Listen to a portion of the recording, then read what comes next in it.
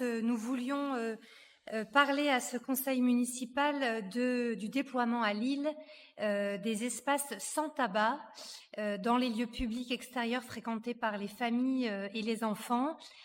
C'est aussi une manière, à notre avis, de nous préparer à l'arrivée du décret, ce décret qui entre en vigueur le 1er juillet, même si l'on attend encore pas mal de précisions, qui devrait interdire de fumer dans les parcs et jardins, sur les plages, dans les abribus. Bien sûr, j'entends et je respecte l'agacement de certains.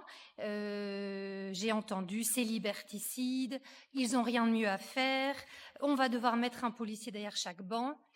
Alors non, en France, il n'y aura pas un policier dans chaque abribus. Ça n'est pas du tout l'idée. Il faut vraiment se rappeler pourquoi on veut multiplier les espaces sans tabac, notamment dans les lieux fréquentés par les familles et les enfants. Eh bien, tout simplement parce que fumer reste la première cause de mort évitable en France. 75 000 décès chaque année, 40% de cancers évitables. En France, la première cigarette, elle est fumée à l'âge de 14 ans.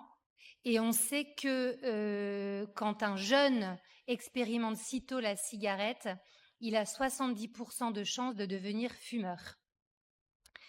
Et d'ailleurs, même si on a plutôt l'idée, et les chiffres le prouvent, que le tabac est légèrement en recul en France, on a quand même encore 15% des jeunes de 17 ans qui fument tous les jours.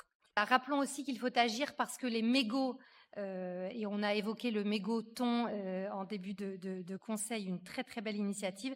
Il faut rappeler que les mégots polluent massivement, 25 000 tonnes de mégots jetés chaque année en France, qui finissent dans nos sols, dans nos cours d'eau, ou provoquent des incendies. Donc, ce qu'on engage ici à Lille, c'est un vrai changement culturel. L'objectif, c'est que fumer dans ces lieux publics fréquentés par les familles et les enfants devienne aussi étrange, incongru, que de fumer dans un restaurant aujourd'hui. Il y a 20 ans, on fumait dans les restos et certains disaient que ce serait impossible de changer.